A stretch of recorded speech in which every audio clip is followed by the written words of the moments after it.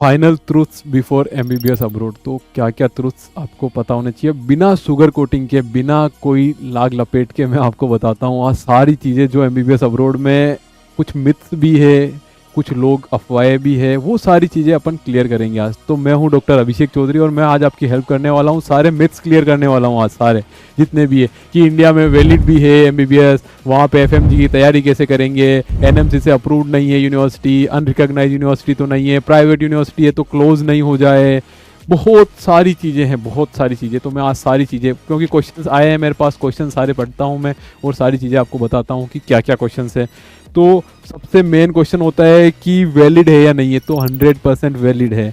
अगर आप यहाँ पे इंडिया में नीट क्वालिफाई करके वहाँ जा रहे हो तो वैलिड है, अगर आप बिना नीट क्वालिफाई जा रहे हो तो वैलिड नहीं है, कुछ भी कर लो वैलिड नहीं है। उसके साथ में कि वहाँ पे आपको ऐसी कंट्री या यूनिवर्सिटी चूज करनी है जहाँ पे एफएमजी और नेक्स्ट की कोचिंग भी करवाएं और साथ साथ में टीचर्स को भी पता हो कि इंडिया में जाने के बाद में इनको क्या क्या सब्जेक्ट्स पढ़ने हैं, क्या क्या कैसे कैसे क्वेश्चंस आते हैं, कैसा इनका एग्जाम पैटर्न है, टीचर्स को पता होना चाहिए।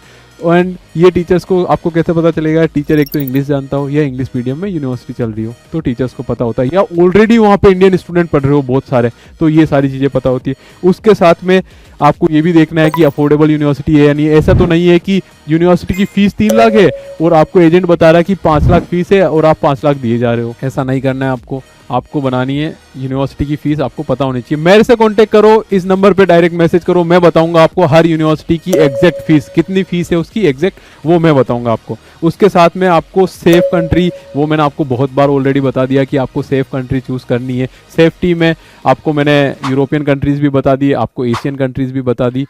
तो सारी कंट्रीज के बारे में आप पता करो, इंडियन गाइडलाइंस क्या रखी है, एडवाइजरी क्या रखी है, एनएमसी की एडवाइजरी क्या रखी है। तो मेरे को फॉलो करते रहो, मैं सारी चीज़ें आपको अपडेट करता रहूँगा और सारी चीज़ों में आपको अपडेट मिलती रहेगी। Thank you.